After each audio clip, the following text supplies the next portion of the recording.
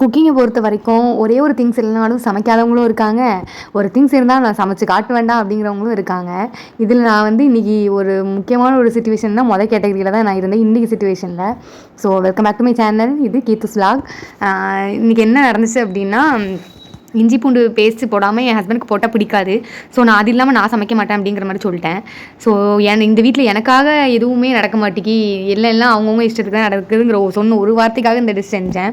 So இன்றைக்கி வந்து இஞ்சி பூண்டு பேஸ்ட் இல்லை அப்படிங்கிறனால இந்த டிஷ்ஷே செய்ய மாட்டேன்னேன். ஸோ வேறு வழியே இல்லாமல் இன்றைக்கி செஞ்சது தான் இந்த எக் பிரியாணி.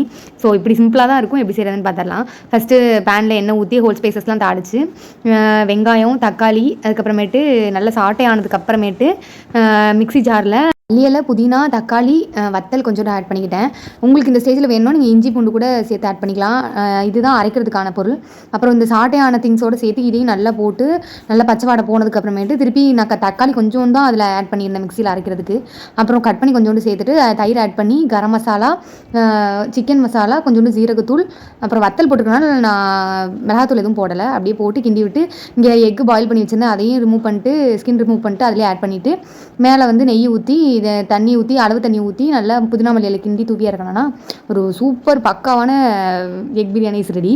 சொல்லப்போனால் பிடிக்கலாமா தான் செஞ்சேன். பிடிக்காத விஷயத்தை பிடிச்சி செஞ்சாலும் ஒரு திங்ஸ் இல்லை அப்படிங்கிறதுக்கு சமைக்காமல் விட்டாலும் இவ்வளோ நல்ல ஒரு பர்ஃபெக்ஷன் வந்திருக்குமா? வந்திருக்காது. ஸோ நீங்களும் என்ன மாதிரி கேட்டகரினா இப்படி ட்ரை பண்ணி பாருங்கள். நல்லா வரும். சூப்பராக வந்துருந்துச்சு. எனக்கு ரொம்ப பிடிச்சிருந்துச்சு. ஸோ இந்த ஒரு வேவை என்ன ஒரு 2 வாரத்துக்கு வச்சு அப்படியே ஓட்டிட வேண்டியதான். பாய்.